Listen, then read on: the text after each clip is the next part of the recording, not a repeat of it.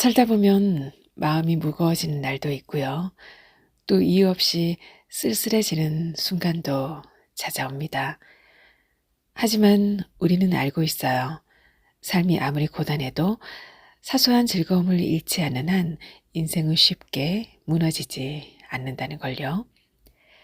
창가로 스며드는 햇살 한 줄기, 따스한 차 한 잔, 그리고 아무렇지 않게 건네는 누군가의 안부 같은 것들, 밥은 잘 먹고 다니냐 하는 것들요.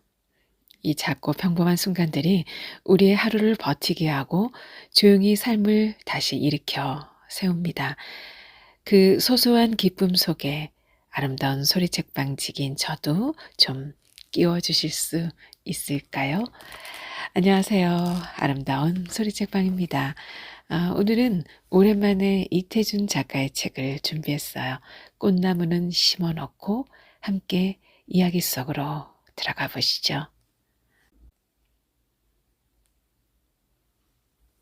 꽃나무는 심어놓고 이태준. 자꾸 돌아반 뭘 해. 어서 바람을 쳤을 때 힝하니 걸어야지. 하면서 아내를 돌아보는 그도 말소리는 천연스러우나 눈에는 눈물이 다시 핑그르 돌았다. 이 고갯마루만 넘어서면 저 동리는 다시 보려야 안 보이려니 생각할 때 발도 천근이나 무거워지는 것 같았다. 이 고개, 집에서 오리밖에 안 되는 고개. 나무를 헤지고 이 고개턱을 넘어설 때마다 제일 먼저 눈에 띄곤 하던 저 우리 집. 집에서 연기가 떠오르는 것을 볼 때마다 허리띠를 조르고 다시 나무찜을 치고 일어서곤 하던 이 고개. 이 고개에선 넘어가는 햇볕에 우리 집 울타리에 빨아넣은 아내의 치마까지 빤히 보이곤 했다. 이젠 이 고개에서 저 집, 저 노랗게 각간 병아리처럼 새로 영을 인 저 집을 바라보는 것도 마지막이로구나. 그는 고개 마루턱에 올라서더니 질방을 지키며 다시 한번 돌아서서 동네를 바라보았다. 아무들 가도 저런 동네는 없을 것이다. 읍을 갔다 와도 성황당 턱만 내려서면 바람 한 점 없이 아늑하고 빨래하기 좋고 먹어도 좋은 앞 개울물이며 날이 추우면 뒷산에 올라 솔잎만 긁어도 며칠씩은 염려 없이 떼더니 이젠 모두 남의 동네 이야기로구나. 어서 갑시다. 하면서 이번에는 뒤에 떨어졌던 아내가 눈물 콧물을 풀어 던지며 앞을 섰다. 그들은 고개를 넘어서선 보잘것없이 달아났다. 산에는 이불보, 옥끄러미, 솥부등갱이, 바가지 쪽 해서 한 짐 꾸역꾸역 걸머쥐고 여편네는 어린애를 머리도 안 보이게 입으로 꽁쳐서 업은 데다 무슨 기름병 같은 것을 들고 앞서거니 뒤서거니 하여 도랑이면 건너뛰고 굽은 길이면 논틀 밭틀로 질러가면서 귀에서 바람이 씩씩나게 달아났다. 장날이 아니라 길에는 만나는 사람도 별로 없었다. 이따금 발밑에서 모초리가 포드득하고 날고 밭고랑에서 꿩이 놀라서 꺽꺽거리며 산으로 달아나는 것밖에 아무것도 없었다. 길이나 잘못 들면 어째? 밤낮 나무 다니던 데를 모를까? 조그만 갈래길을 지날 때 이런 말을 주고받은 것뿐 다시는 입이 붙은 듯 묵묵히 걸어 그들은 점심때가 훨씬 지나서야 서울 가는 큰 길에 들어섰다. 큰 길에는 바람이 제법 세차게 불었다. 전봇줄이 앵앵 울었다. 동지가 내일인가 모레인가 하는 때라 얼음같이 날카로운 바람결에 그들의 옷깃은 다시금 떨리었다. 바람이 차서도 떨리었거니와 그보다도 길고 어마어마하게 넓은 길, 그리고 눈이 모자라게 아득하니 깔려있는 긴 길. 그 길은 그들에게 눈에도 설거니와 발에도 마음에도 선 길이었다. 논틀과 밭둑으로 올 때에는 그래도 그런 줄을 몰랐는데 척 신장로에 올라서니 그젠 정말 낯선 데로 가는 것 같고 헛헉 살 길을 찾아 떠나는 불안스러운 걱정이 왓짝 치밀었던 것이다. 그래서 앵앵하는 전봇줄 소리도 메세나 꿩의 소리보다는 엄청나게 무서웠다. 서로 말은 하지 않았어도 사내나 아내나 다 같이 그랬다. 그들은 그 길을 그저 10리, 20리 걸어가는 수밖에 없었다. 자동차가 지날 때는 물론 자전차만 때르릉 하고 와도 허둥거리고 한데 모여 길 아래로 내려서면서 서울을 향하고 타박타박 걸을 뿐이었다. 그들은 세 식구였다.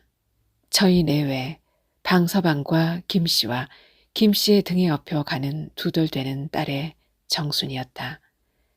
며칠 전까지는 방서방의 아버지 한 분까지 네 식구로서 그가 나서 32해 동안 살아온 이번에 떠나는 그 동리에서 그리운 게 없이 살았었다. 남의 땅이나마 몇 대째 눌러 붙여오던 김진산의 땅은 내 땅이나 다름없이 알고 마음 놓고 붙여 먹었다. 김진사 당대에는 온 동리가 텃세 한 푼도 물지 않고 지냈으며 김진사가 돌아간 후에도 다른 지방에 대면 그리 심한 지주는 아니었다. 김진사의 아들 김의관도 돌아간 아버지의 덕성을 본받아 자긴네가 혼상간에 큰일을 치르는 해면 을의 타작에서 2섬, 석섬씩은 깎아주었다. 이렇게 착한 김의관이 무엇에 써버리느라고 그 좋은 땅들을 잡혀버렸는지 자긴들의 무딘 눈치로는 내용을 알 수가 없었다.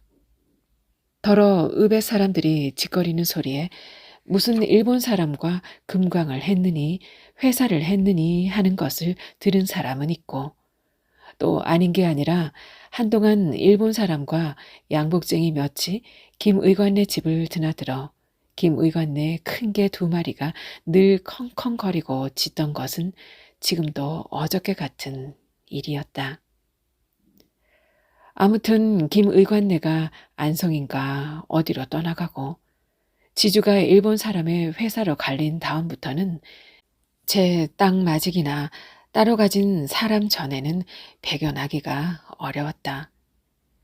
텃세가 몇 갑절이나 올라가고 논에는 금비를 써라 하고 그것을 대어주고는 가을에 비싼 이자를 쳐서 벼는 헐값으로 따져가고 무슨 세납, 무슨 요금하고 이름도 모르던 것을 다 물려 나중에 따지고 보면 농사진 품값은커녕 도리어 빚을 지게 되었다. 그들이 지는 빚은 달리 도리가 없었다. 소가 있으면 소를 팔고 집이 있으면 집을 팔아 갚는 것밖에. 그래서 한 집 떠나고 2집 떠나고 하는 것이 3년 안에 5, 6호가 떠난 것이었다. 군청에서는 이것을 매우 걱정하였다.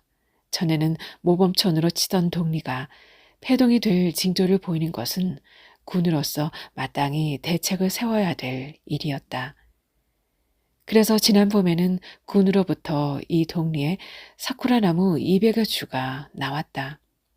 집집마다 2나무씩 나눠주고 길에도 심고 언덕에도 심어주었다. 그래서 그 사쿠라 나무들이 꽃이 구름처럼 피면 무지한 이 동리 사람들이라도 자기 동리를 사랑하는 마음이 깊어져서 함부로 타관으로 떠나가지 않으리라 생각했던 것이다. 사쿠라 나무들은 몇 나무 죽지 않고 모두 잘 살아났다. 방서방네가 심은 것도 앞마당의 것, 뒷동산의 것 모두 싱싱하게 잘 자랐다. 군에서 나와보고 내년이면 모두 꽃이 피리라 했다. 그러나 떠날 사람은 자꾸 떠나고야 말았다. 방서방도 헛헉 타관으로 떠나기는 처음부터 싫었다. 동리를 사랑하는 마음, 자연을 사랑하는 것이나 이웃을 사랑하는 것이나 모두 사쿠라를 심어주는 그네들보다는 몇 배 더 간절한 뼛속에서 우러나는 것이었다. 사쿠라 나무를 심었을 때도 혹시 죽는 나무나 있을까 하여 조석으로 들여다보면서 애를 쓴 사람들이여, 그것들이 가지에 윤이 나고 싹이 트는 것을 볼 때는 자연 속에 묻혀 사는 그들로서도 그때처럼 자연의 신비, 봄의 희열을 느껴본 적은 일찍 없었던 것이다. 내년이면 꽃이 핀다지? 글쎄, 이 꽃이 어떤지 몰라. 아무튼 이놈의 꽃이 볼만은 하다는데.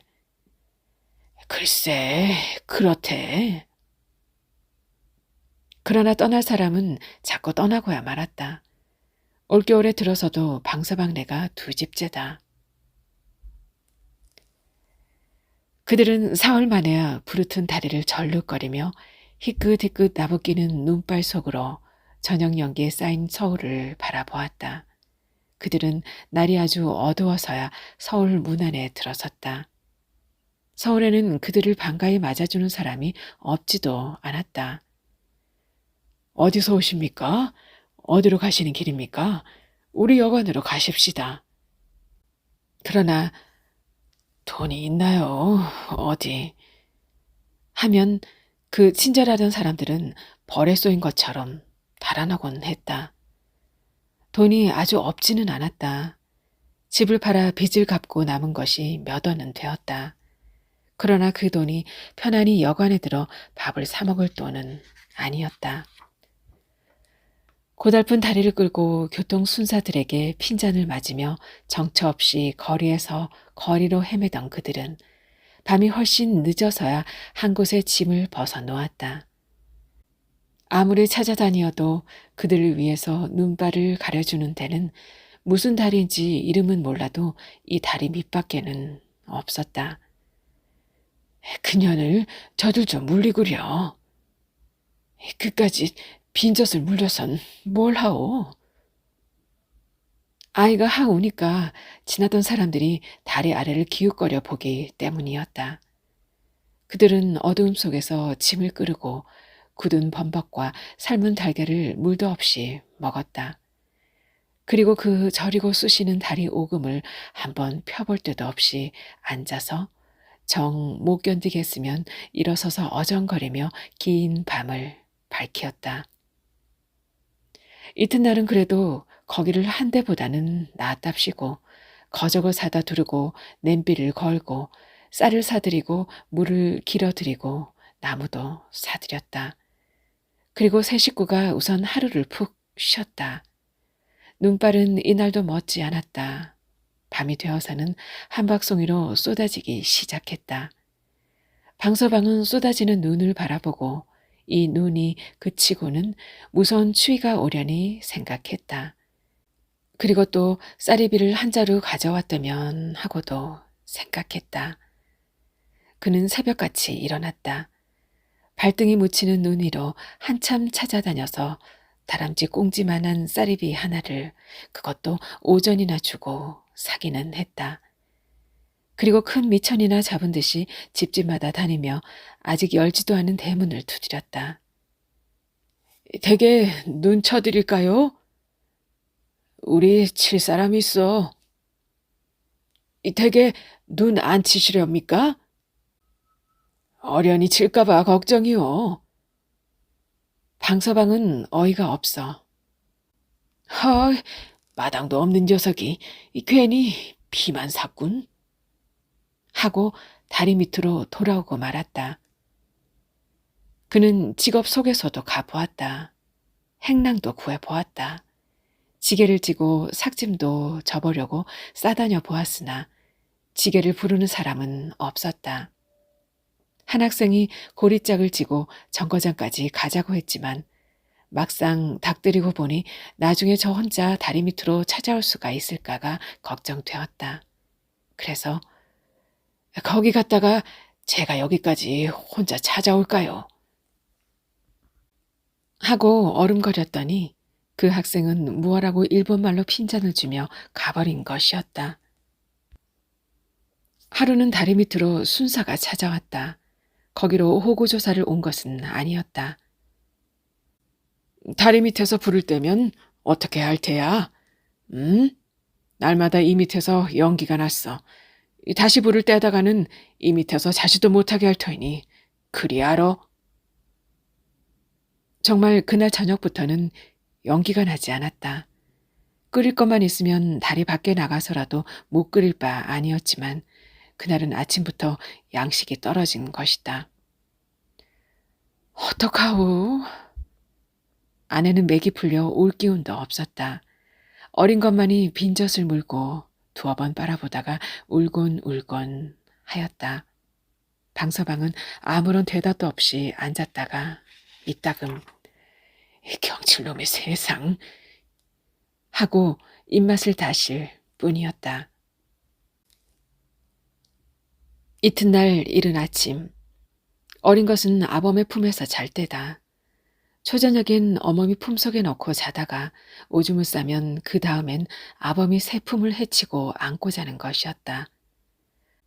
밤새도록 궁리에 묻혀 잠을 이루지 못하는 아범이 새벽녘에야 잠이 들어 어린 것과 함께 쿨쿨 잘 때였다. 김씨는 남편이 한없이 불쌍해 보였다.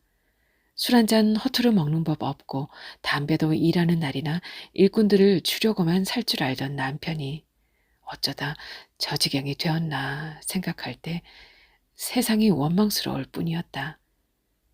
그리고 굶고 앉았더라도 그 집만 팔지 말고 그냥 두었던들 하고 고향에만 돌아가고 싶은 생각뿐이었다. 김씨는 생각도 못해 바가지를 집어드는 것이다. 고향을 떠날 때 이웃집에서 서울 가면 이런 것도 산다는데 하고 짐을 달아주던 잘 굽고 커다란 새 바가지였다. 그는 서울 와서 다리 밑을 처음 나선 것이다. 그리고 바가지를 들고 나서기는 생전 처음이었다. 다리가 후들후들하였다. 꼭 일주야를 굶었고 어린 것에게 시달린 그의 눈엔 다 밝은 하늘에서 번쩍번쩍하는 별이 보였다. 그러나 눈을 가다듬으면서 그는 부잣집을 찾았다. 봄에 모두 부잣집 같았으나 모두 대문이 굳게 닫혀 있었다. 대문을 연 집. 그는 이것을 찾고 헤매기에 그만 뒤를 돌아보지 못하고 이 골목 저 골목으로 앞으로만 나간 것이었다. 다행히 문을 연 집이 있었고 그런 집 중에도 다 주는 것이 아니었지만 10집에 한 집으로 식은 밥, 더운 밥해서 한 바가지를 얻었을 때는 돌아올 길을 잃어버리고 만 것이다. 이 길로 나가보아도 딴 거리, 저 길로 나가보아도 딴 세상.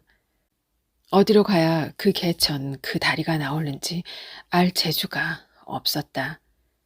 기가 막히었다. 물어볼 행위는 많았으나 개천 이름이나 다리 이름을 모르고는 헛일이었다. 해가 높아갈수록 길에는 사람이 들끓었고 그럴수록 김씨는 마음과 다리가 더욱 갈팡질팡하고 있을 때 한 노파가 친절한 손길로 김씨의 등을 두드렸다. 어딜 찼소? 김씨는 울음부터 왈칵 나왔다. 염려할 것 없어. 내 서울 장안엔 모르는 데가 없어.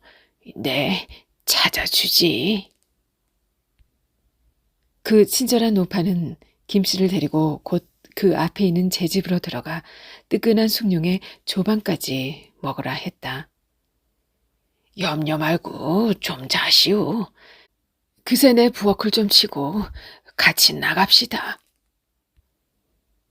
김씨는 서울도 사람 사는 데라 인정이 있구나 하고 그 노파만 하늘같이 믿고 감격한 눈물을 밥상에 떨구며 사양하지 않고 밥술을 들었다.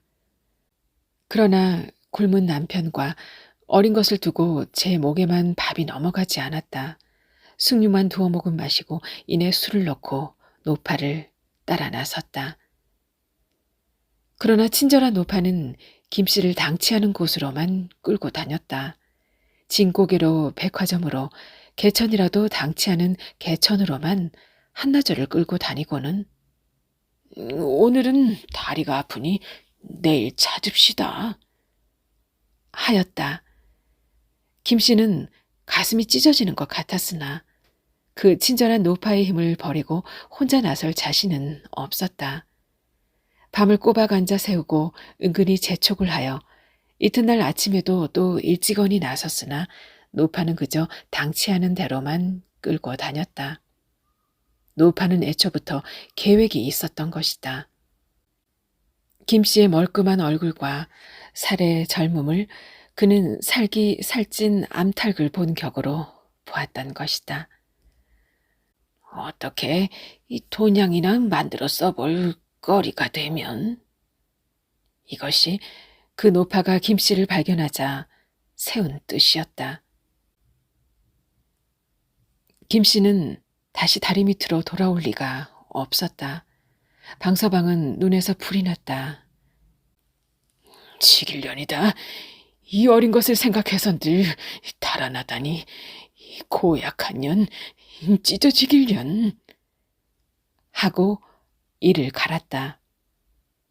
방서방은 이틀이나 굶은 아이를 보다 못해 안고 나가서 매운 것, 짠 것 할 것 없이 얻는 대로 주워 먹였다. 날은 갑자기 추워졌다. 어린애는 감기가 들고 설사까지 났다.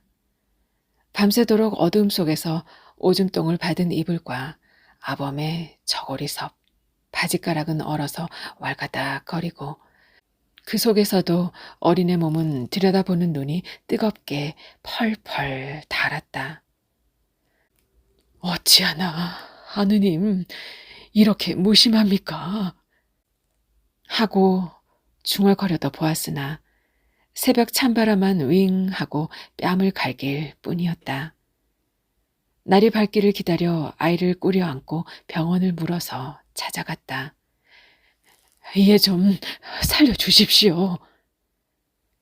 선생님이 아직 안 나오셨어. 그런데 왜 이렇게 되도록 두었어? 진작 데리고 오지. 돈이 있어야 되니까. 지금은 있어? 없습니다. 그저 살려만 주시면 그거야 제 벌어서 갚지요. 그걸 안 갚겠습니까? 다른 큰 병원에 가보시오. 방서방은 이렇게 병원집 문간으로만 한나절을 돌아다니다가 그냥 다리 밑으로 돌아오고 말았다. 방서방은 또 배가 고팠다. 그러나 앓는 것을 혼자 두고 단 한 걸음이 나가지지 않았다. 그래도 저녁때가 되어서는 그냥 밤을 새울 수는 없어 보지 않으리라는 듯이 눈을 딱 감고 일어서 나왔던 것이다.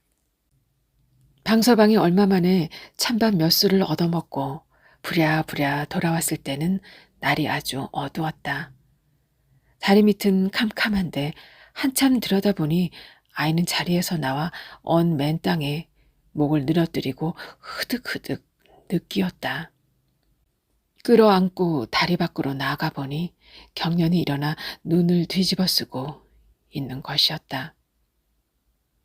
죽을 테면 진작 죽어라. 이 고약한 년. 내년이 이걸 버리고 가 얼마나 잘 되겠니? 방서방은 몇 번이나 어서 죽어라 하고 아이를 밀어 던지었다가도 얼른 다시 끌어당겨 들여다보곤 했다. 그럴 때마다 아이의 숨소리는 자꾸 가빠만 같다. 그러나 야속한 것은 잠. 어느 때쯤 되었을까 깜빡 잠이 들었다가 놀라 깨었을 째는 그동안이 잠시 같았으나 주위에는 큰 변화가 생기었다. 날이 환하게 새고 아이에게서는 그 가쁘게 일어나던 숨소리가 똑 그쳐 있었다. 겨우 겨드랑 밑에만 미온이 남았을 뿐 그 불덩어리 같던 얼굴과 손발은 어느 틈에 언 생선처럼 싸늘하였다. 봄이 왔다. 그렇게 방서방을 춥게 굴던 겨울은 다 지나가고 그 대신 방서방을 슬프게는 더 구는 봄이 왔다. 진달래와 개나리 꽃가지들은 전차마다 자동차마다 젊은 새학시들처럼 오락가락하고 남산과 창경원엔 사쿠라 꽃이 구름처럼 핀 때였다. 무딘 힘줄로만 얼기설기한 방서방의 가슴에도 그 고향, 그 딸, 그 아내를 생각하기에는 너무나 슬픈 시인이 되게 하는 때였다. 하루아침 그날따라 재수는 있어 식전 바람에 일본 사람의 짐을 지고 남산정 막바지까지 가서 어렵지 않게 50전 한 잎이 들어왔다. 불이 나게 술집을 찾아 내려오느라니 일본 집들 안마다 가지가 휘어지게 열린 사쿠라 꽃송이. 그는 그림을 구경하듯 멍하니 서서 바라보았다. 불현듯 고향 생각이 난 것이었다. 우리가 심은 사쿠라 나무도 저렇게 피었으려니. 동네가 온통 꽃투성이려니. 그때 마침 일본 여자 하나가 꽃그늘에서 거닐다가 방서방과 눈이 마주쳤다. 방서방은 무슨 죄나 지은 듯이 움찔하고 돌아섰다. 꽃결같이 빛나는 그 젊은 여자의 얼굴. 방서방은 찌르르하고 가슴을 진동시키는 무엇을 느끼며 내려왔다.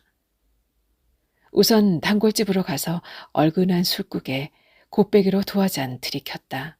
그리고 늑수구레한 주모와 몇 마디 농담까지 주거니 받거니 하다 나서니 세상은 슬프다면 온통 슬픈 것도 같고 즐겁다면 온통 즐거운 것 같기도 했다.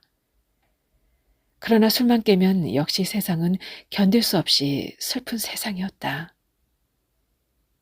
정칠놈의 세상 같으니 하고 아무데나 주저앉아 다리를 뻗고 울고 싶었다.